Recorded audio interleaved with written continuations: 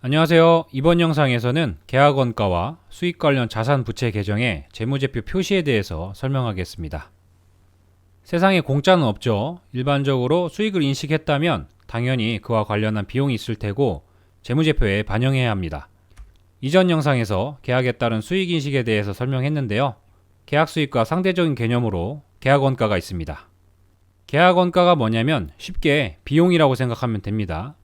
계약원가는 계약 체결 증분원가와 계약 이행원가로 구분할 수 있는데요. 이러한 비용들은 일정한 조건을 충족하면 자산으로 인식할 수도 있습니다. 먼저 계약 체결 증분원가는 계약을 체결하기 위해서 발생하는 비용인데요. 바꿔 말해서 계약을 체결하지 않았더라면 발생하지 않았을 원가이기도 합니다. 이러한 원가에는 설계비나 출장비 등이 있습니다. 설계비를 지출해서 설계도면을 들고 가야 계약을 따낼 수 있고요. 고객이 멀리 있다면 고객 앞까지 찾아가야겠죠? 출장비를 지출해야 계약을 성사시킬 수 있겠죠.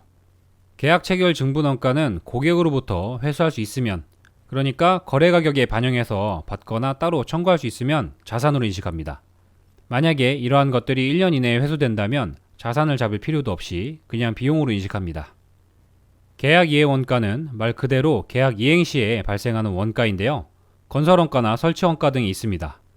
얘도 계약과 관련해서 발생 금액을 확인할 수 있고 거래 가격에 포함하던 따로 청구하던 회수할 수 있으면 자산으로 인식합니다. 같은 내용이라 굳이 표시는 안 했는데 계약 체결 증분원가와 마찬가지로 계약 이행 원가도 1년 이내에 회수된다면 그냥 비용으로 인식해요.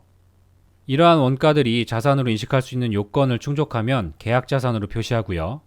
자산으로 인식되지 않는 부분은 전부 비용으로 인식합니다. 계약 자산의 재무제표 표시와 더불어서 몇 가지 계정들을 같이 정리할 필요가 있습니다. 먼저 계약 자산은 회수 가능한 금액이라고 했었죠. 회수 가능하다고 해서 무조건 계약 자산으로 인식하는 건 아니고요. 대가를 받거나 받기로 한 날 이전에 재화나 용역이 고객에게 이전되어야 합니다. 그러니까 해줄 일을 하고 대가를 받을 권리까지 있어야 한다는 거죠. 그러한 부분 중에 수취채권이 아닌 부분을 계약 자산이라고 합니다. 수취채권은 대가를 받을 수 있는 무조건적인 권리를 말하는데 여기까지만 봐서는 계약자산과 수취채권의 차이를 잘 모르실 거예요. 이해하기 쉽게 예를 들자면 대금을 받기로 한 날 이전에 물건을 먼저 건네준 경우에는 회사 입장에서는 물건을 줬으니까 수행 의무를 완료했고 대가를 받을 수 있는 권리도 있는 거죠. 계약자산은 이러한 권리를 표시하는 계정이고요. 수취채권은 수행 의무 이런 건 모르겠고 계약서에 돈 받기로 한 날이 지나기만 하면 발생하는 권리인 거죠. 극단적으로 말해서 회사가 고객에게 아무것도 안 해줘도 계약서상에 대금 지급일이 지나면 돈 달라고 할 수 있는 거예요. 이게 수취채권이죠. 계약자산과 수취채권은 둘 다 받을 돈이라는 의미이지만 해야 할 일을 해서 권리가 생기는 부분과 그런 거 상관없이 단순히 계약에 따라 권리가 생기는 부분으로 구분할 수 있습니다. IFRS에서는 이 둘을 구분해서 표시하도록 하고 있어요. 계약 부채는 고객에게 대가를 받거나 받기로 한 날이 지났지만 수행 의무를 이행하지 않은 부분입니다. 돈 받는 날이 지났는데도 일을 안 해줬으니까 부채인 거죠. 정리하면 계약 자산은 대가를 받기 전에 재화나 용역을 먼저 제공해줘서 대가를 받을 권리가 생긴 부분이고요. 수취채권은 돈 줘, 돈 주기로 한 날 지났어 라고 할 수 있는 부분입니다. 그리고 계약 부채는 돈을 받고 아직 일을 안 해줬기 때문에 남아있는 의무로 생각하면 정리하기 쉬울 겁니다.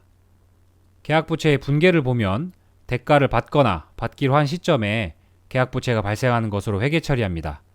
일반적인 재화의 판매처럼 인도 기준으로 수익을 인식하는 경우에는 대가를 받는 동시에 재화를 건네주기 때문에 계약부채가 순간적으로 생겼다가 없어진다고 보면 됩니다.